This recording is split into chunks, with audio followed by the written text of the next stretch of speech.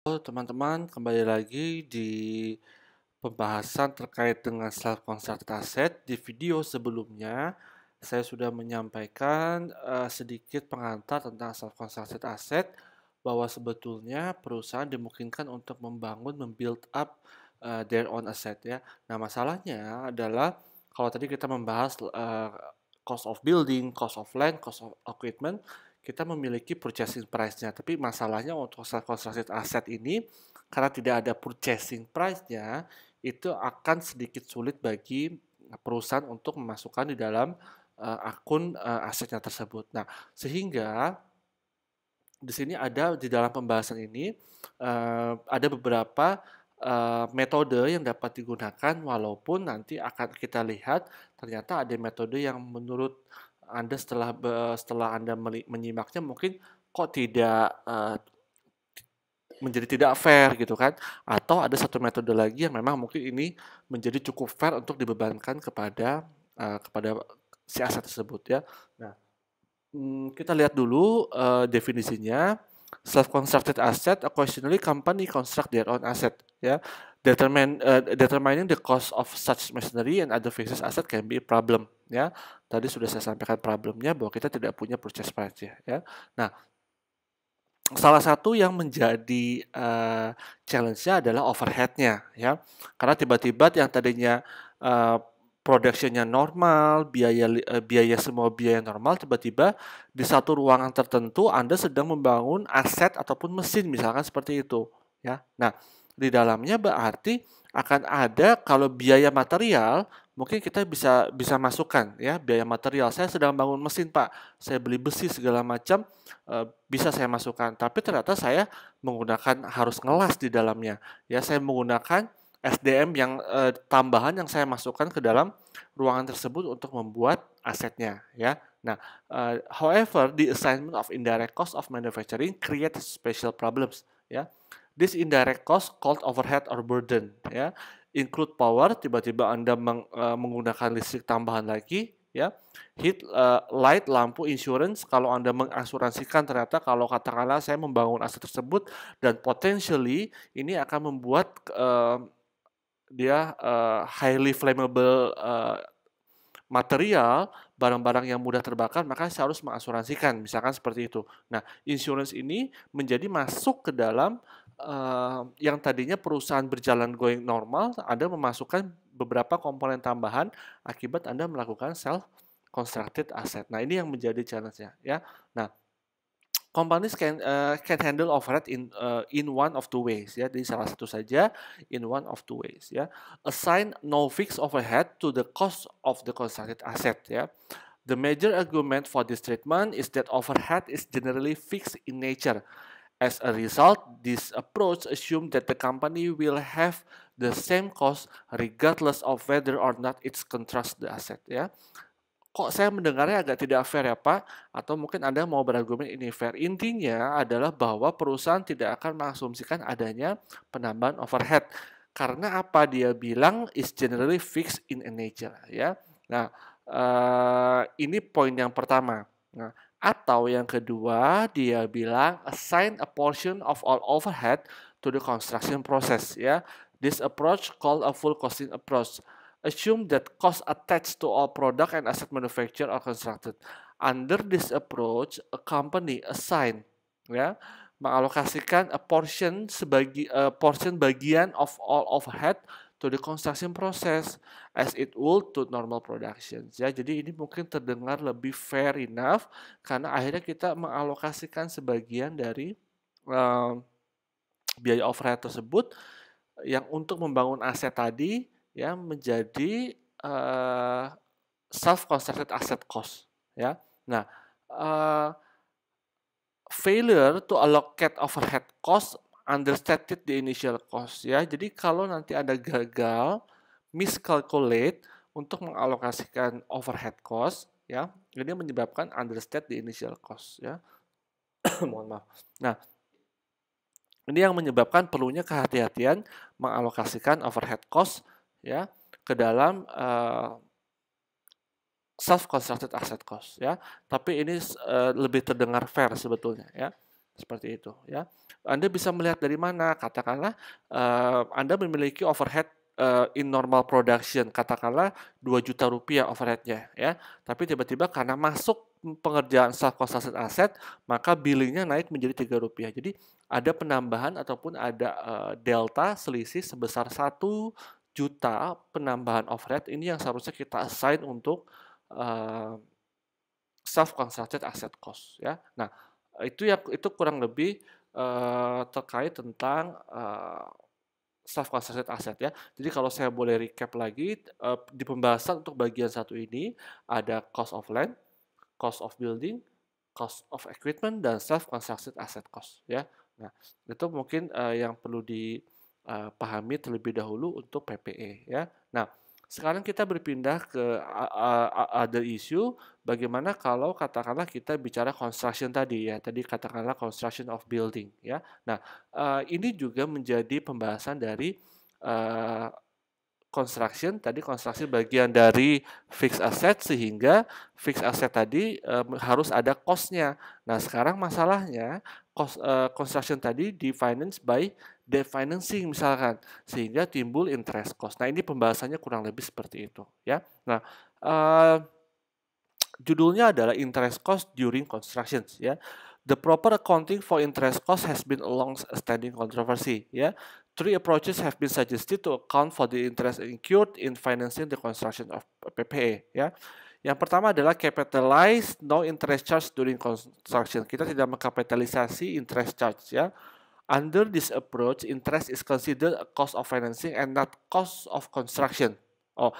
Di sini argumennya dia bilang, loh kalau saya membangun constructions dan timbul interest, itu adalah cost of financing, bukan of cost of construction. Jadi saya tidak mau memasukkan interest charges ke dalam cost of construction, ya. Karena kita punya akun sendiri yang namanya cost of financing, ya.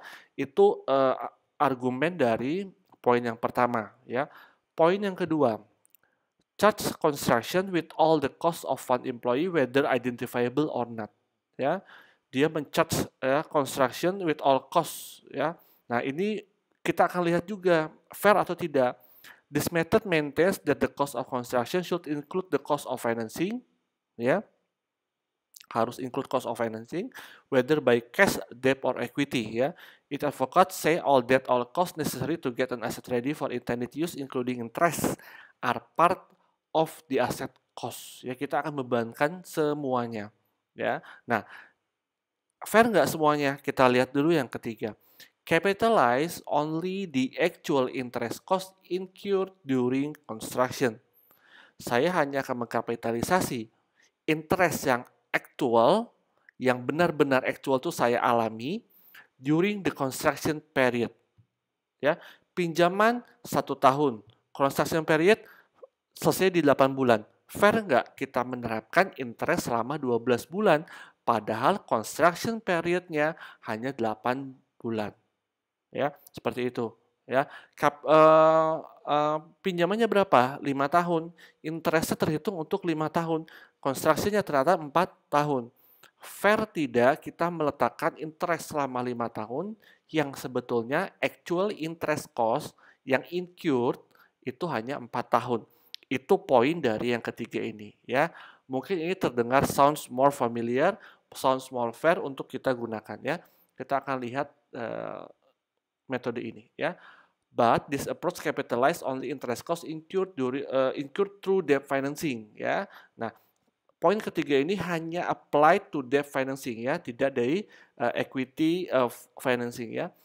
Kita berpindah ke highlight warna hijau.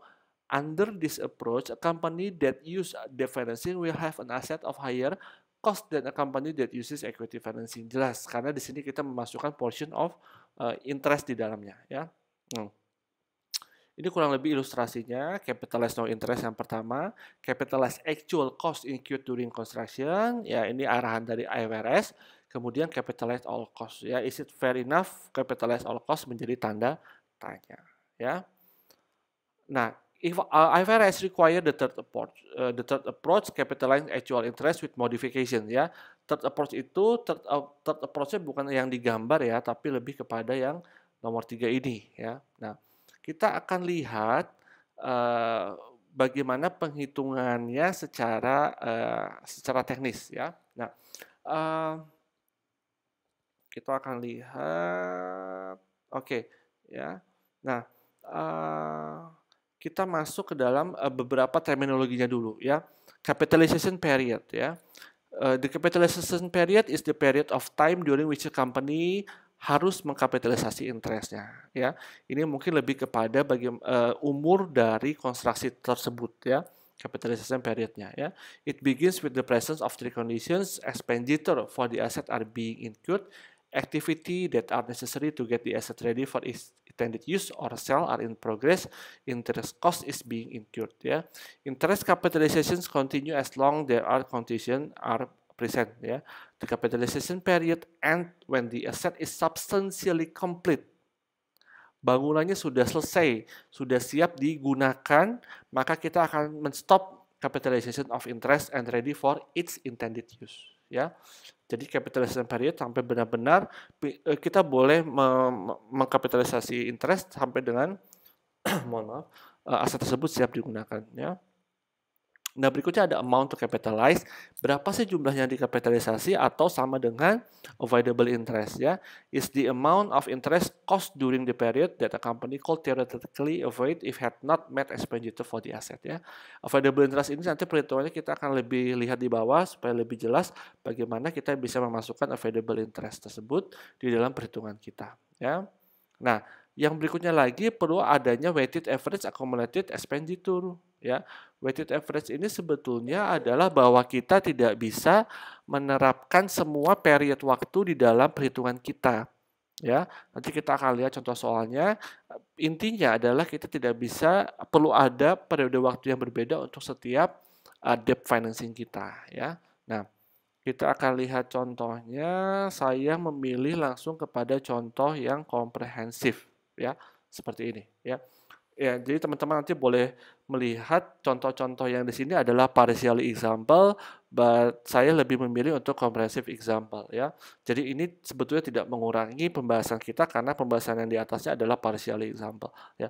Jadi kita akan lihat to illustrate the issue related to interest capitalization, assume that on November 1st, Shala Company contracted Fiverr Construction Corporate to construct a building for 1.4 million ya. Online costing 100.000 purchase from the contractor and included in the first payment ya. Shala made the following payment to the construction. Jadi si Shala ini dia membayar kepada perusahaan konstruksi sebesar 1,5 ya. Karena tadi 1,4 ya, dan ada 100.000 untuk si tanahnya itu sendiri ya. Pembayarannya 1 Januari 210, 1 Maret 300.000, 1 Mei 540 ya, dan di akhir ada 450 ya. Di bulan Desember tanggal 31 ada pembayaran final 450.000 ya. Fiverr Construction completed the building ready for occupancy on December 31st. 2019, Shala had the following debt outstanding at December 31 2019 sebagai berikut ya. Nah, teman-teman perhatikan ya, di dalam financing ini si Shala menggunakan dua item specific construction debt dan other debt ya. Nah, yang pertama kita akan lihat 15% 3 years note to finance purchases of land and construction of the building ya. Interest payable annually on December 31st sebesar 750.000. Rupanya dia juga mengportfoliokan, mengkombinasikan pinjaman specific construction debt dengan other debt ya. Nah, dengan other debt ini dia mempunyai dua instrumen debt financing ya. Yang pertama adalah 10% 5-year note payable dengan nilai 550 dan yang berikutnya adalah dengan interest 12% ya, 10 years bond issued December 31st ya. Nilainya 600.000 ya. Nah, ini jadi untuk membiayai 1,5 ini dia menggunakan specific construction debt dan other debt ya. Ini yang menjadi portfolio dari debt financingnya si Shala tadi ya. Nah, oke, sekarang kita masuk ke dalam pembahasan berikutnya, yaitu adalah bagaimana kita memberikan perhitungannya ya.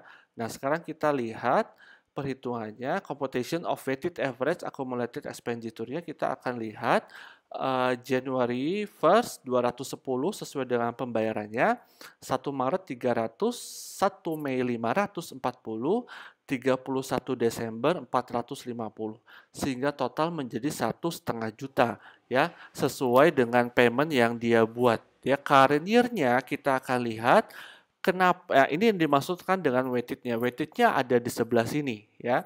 1 Januari 210 dia 12/12. Kenapa 12/12? Karena dia current year capitalization period-nya selama 12 bulan. 1 Maret 300.000 sudah berjalan, sisanya menjadi 10/12. 1 Mei menuju 12 bulan ke-12 ada 8 bulan. Dan Desember 31st di hari terakhir dia tidak ada capitalization period, sehingga weighted average accumulated expenditure-nya yang dapat dikenai bunga actualnya hanya 820.000 ya. Nah, ini yang perlu menjadi perhatian dari bahwa dari nominal 1,5 tersebut nilainya hanya 820.000 yang sebetulnya menjadi yang bisa dikenakan interestnya ya. Nah, ini yang menjadi weighted average tadi ya. Nah, kita masuk ke dalam pembahasan berikutnya terkait dengan available interest-nya ya. Nah, teman-teman di sini tadi pentingnya perlu memperhatikan specific construction debt dan other debt ya. Nah, sekarang kita lihat tadi sudah ketemu ya 820.000 ya. 820.000 ini akan dibiayai dengan 750 teman-teman dia menggunakan specific construction debt. Jadi nanti kalau katakanlah kalian menemui soal 820 ya, itu kan lebih tinggi daripada sebetulnya specific construction debt-nya hanya mengcover 750.000 kan. Nah, sisanya kita menggunakan 70.000 dari kombinasi dua other debt tadi ya, seperti itu ya. Nah, kalau equal 750 kalau equal weighted-nya 750 dan interest rate-nya mudah. Cuma sekarang masalahnya ini nilai weighted average-nya di atas dari specific construction debt ya. Sehingga kita membutuhkan kombinasi interest tadi dari other debt ya. Nah, dari 820 750 dibiayai oleh specific construction debt dan 70.000-nya diambil dari other debt ya, sehingga interest rate-nya kita perlu menghitung 0,1104. Bagaimana cara menghitungnya? Saya sudah highlight warna hijau di sini. Nanti tinggal diikuti capitalization rate computation-nya, yaitu adalah 10% 5 years note, 12% 5 years bond ya. Prinsipalnya yaitu 1150 karena penjumlahan dari 550 plus 600 dan interestnya ya. Kemudian 127 interestnya dibagi dengan 1150 sama dengan 11,04%. Kita naikkan ke atas ya, dikali dengan 70.000. 70.000 adalah kekurangannya dari specific construction debt. Kemudian kita kali mendapatkan 7728 sehingga available interest-nya adalah 120.228 ya. Nah, kita sudah dapatkan nih available interest-nya. Sekarang kita masuk ke actual interest-nya ya. Actual interest-nya adalah kita hitung literally umur dari semua portfolio of financing debt-nya ya. Literally, karena artinya kita mengabaikan capitalization period-nya ya.